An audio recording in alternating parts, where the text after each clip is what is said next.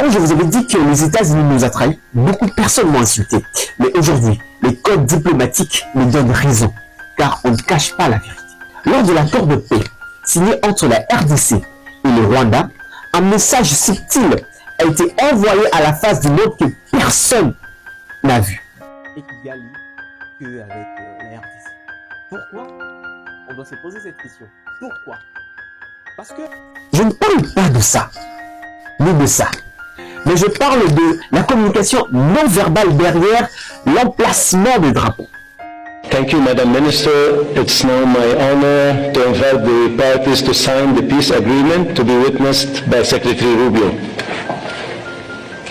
Parce que si vous ne savez pas, les États-Unis ont utilisé les codes diplomatiques en se servant de l'emplacement du drapeau pour montrer à la face du monde leur attachement envers le Rwanda. Et ce qui est étonnant ici,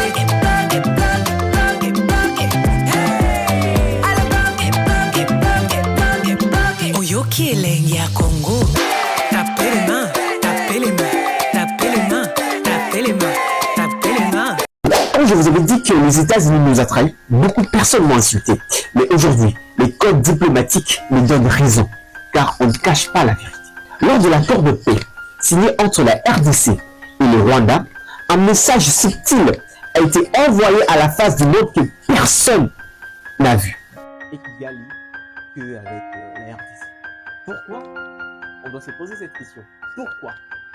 Parce que je ne parle pas de ça, ni de ça, mais je parle de la communication non verbale derrière l'emplacement des drapeaux. Thank you, Madam Minister. It's now my honor to invite the parties to sign the peace agreement to be witnessed by Secretary Rubio. Parce que si vous ne savez pas, les États-Unis ont utilisé les codes diplomatiques en se servant de l'emplacement du drapeau pour montrer à la face du monde leur attachement envers le Rwanda. Et ce qui est étonnant ici, ça fait du mal à personne, ça inquiète personne, au contraire, nous sommes en train de célébrer cet accord. Et, sérieusement les gars, on nous a dupés.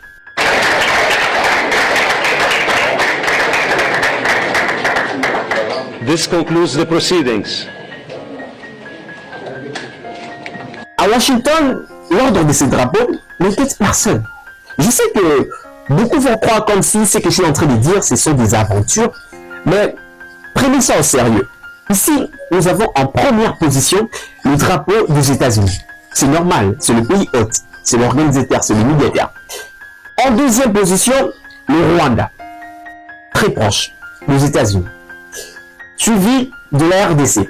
À la fin, un détail, un message secret, un message silencieux. Mais posons-nous la question, pourquoi le Rwanda au centre, tout proche des États-Unis, et la RDC à la fin?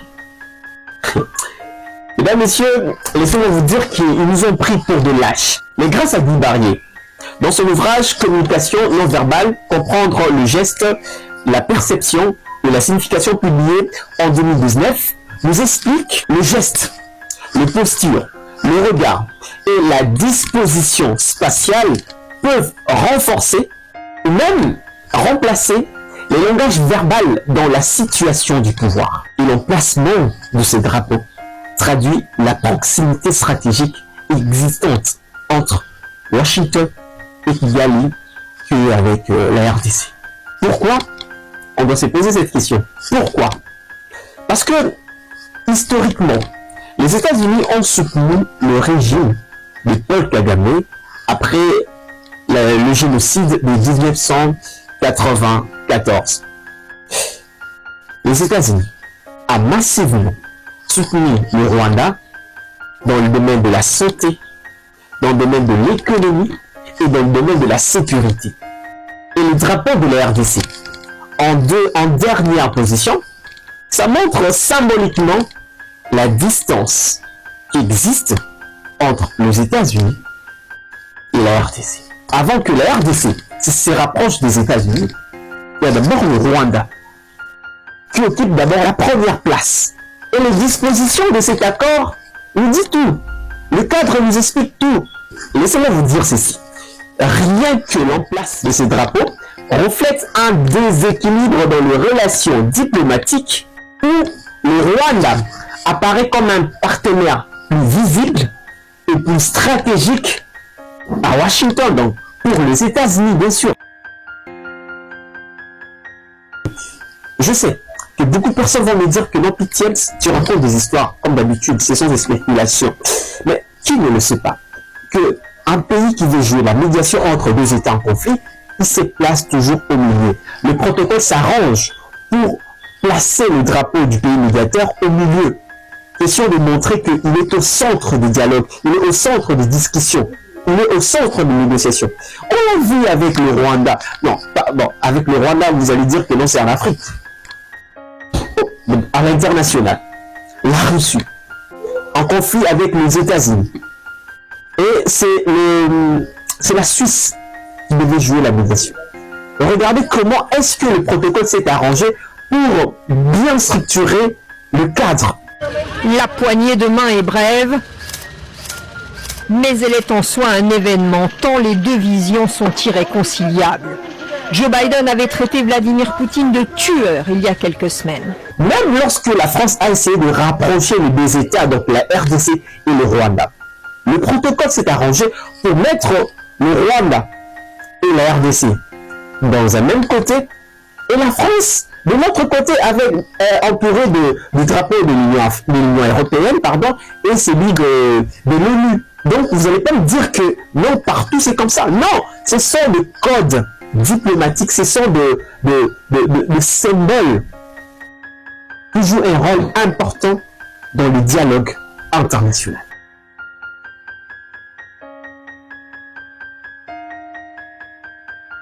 Ce que je dis, vous allez me donner raison.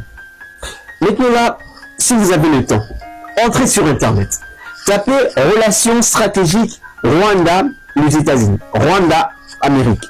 Vous allez vous rendre compte que juste après le génocide rwandais de 1994, les Américains ont investi des centaines de millions de dollars dans l'éducation, dans la santé, dans l'énergie, dans la sécurité du Rwanda. Et en revanche, les relations entre Washington et Kinshasa ont été très complexes, marquées par des tensions internes, des accusations de corruption, détournement, également l'instabilité à l'Est. Ce que mon accord au Yeke signalé les États-Unis, moi je dis ceci, Américain à la question mokili mobimba, qui est dans le Rwanda, pas na biso. Alors, c'est-à-dire que le pyromane aujourd'hui veut devenir sapeur-pompier. Moto appelle ça moto, ne alinga ayana maya lokuta, alubake, maya moto boma moto. Qu'est-ce qui se passe? Accord aux signalé lelo, ils ont mis pour Rwanda za côté pas na biso na menga moibi, azo boma, azo za minéré na biso, mais azo bombe pas na été, a pe ça ba américain. Ba ngombe bazaki basombi ba pas Rwanda. Ba wabi siko ndinga makambo comme ko reverser. Siko tu as un semblant de paix. On va aller, on prend le Congolais et les Rwandais, tu vas ici bango sur 100% il y a accord et signaler le 99% et ça bloque au non chose qui pas na biso. Rwanda tient à présence. C'est très dangereux. C'est vrai. Vous allez peut-être me dire que non, Pitié, écoute, lors de la signature des accords de principe à Washington, le drapeau de la RDC était juste à côté de celui des États-Unis. C'est vrai, mais il y a un détail qui vous a échappé.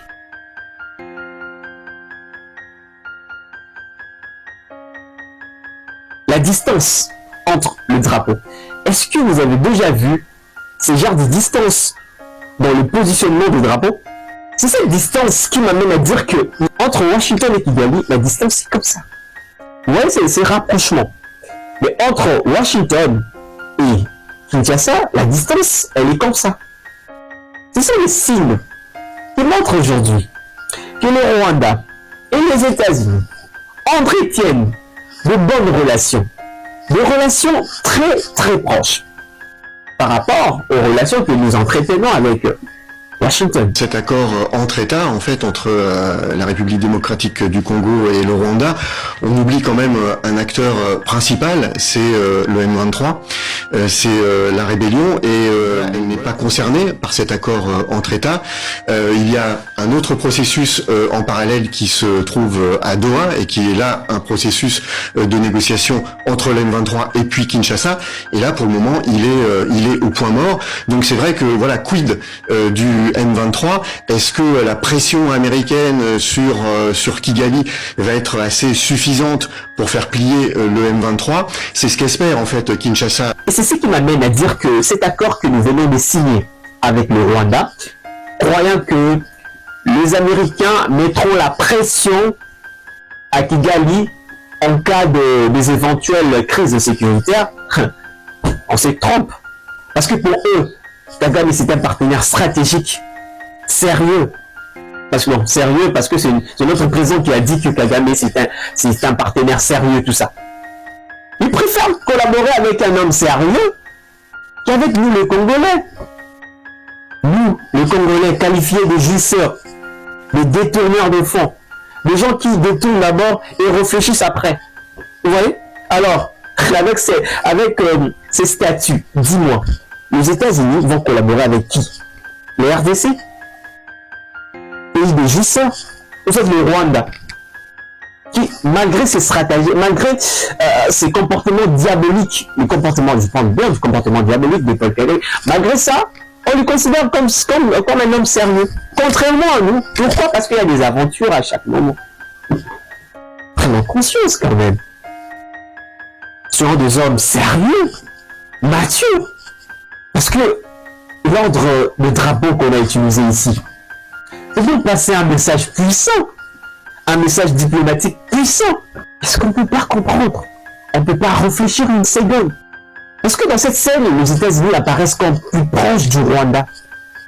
Et la RDC semble vouloir prendre sa place dans cet enjeu diplomatique. Tout ce que je suis en train de dire ici, ce n'est pas de la spéculation. En diplomatie, tout parle, même ce qui ne dit rien. Le drapeau, le regard, le sourire sont des messages silencieux.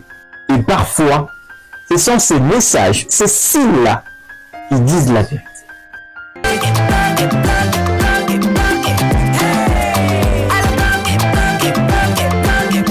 Oyoki elenge ya Congo.